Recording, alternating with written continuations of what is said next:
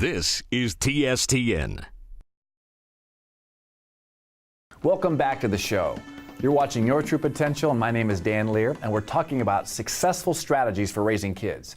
But before the break, we were talking about discipline and how many parents struggle to find their place as a parent in regards to discipline with their kids. Again, I've been coaching people for over a decade, and I'm sharing what has worked in other homes and what works in my home as well. Tammy and I have two kids, 10 and 8, and I can tell you that discipline started long before now. So when implementing discipline, we use a 3-step process that has really worked with our kids. Step 1, lay down the rules. Step 2, consequences or praise. And number 3, the why or the reason. So first things first, you must define your rules. What are your rules for the house? What are your rules for respect? What are your rules at the dinner table? What are your rules for them picking up their room? And what are your rules for developing work ethic? Let me give you a simple example in regards to respect. How many kids have you heard talking back to their parents? It's amazing. It really blows me away. You know, you've heard parents ask their kids or tell their kids to do something and they get back talk or attitude. In our house, it's inappropriate to talk back. It just doesn't work. If I said, Daniel, please pick up the living room before you brush your teeth, the only acceptable response is, yes, Dad, or yes, Daddy. That's it. Not, but I'm busy, or I don't feel like it, or why don't you help me?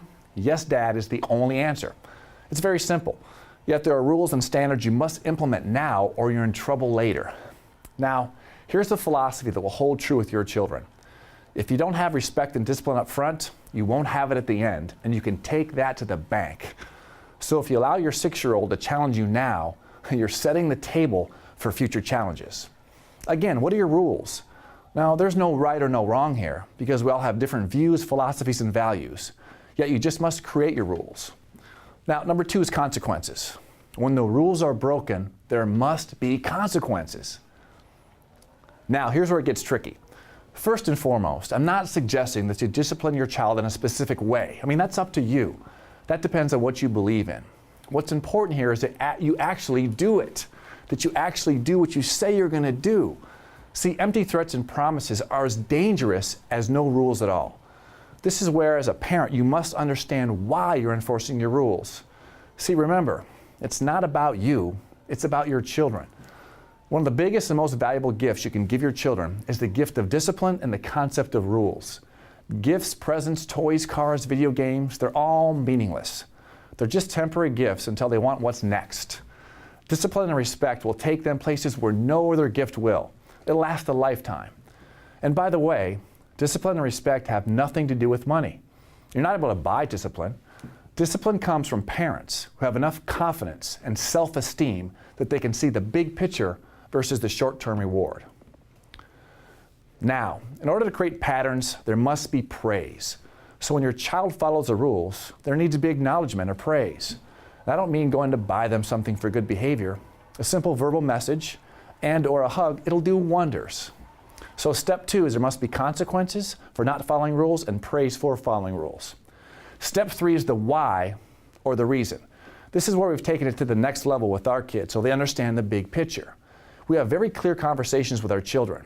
So when we have a challenge, so to speak, and I discipline my kids, they're very clear on the why. I have told them that it's my job to make them successful in life. See, your kids must understand why in the discipline. I actually have clients who I coach that like that strategy for themselves. They say it helps them with their psychology when disciplining their children. So if my daughter Zoe, who's almost 9, when she breaks the rules, she'll get the consequences, no questions asked. Now where the growth lies is the conversation after the event, where Zoe understands that her daddy loves her and he's committed to giving her the best chance for her to be successful. It's my job, and I'm committed to her.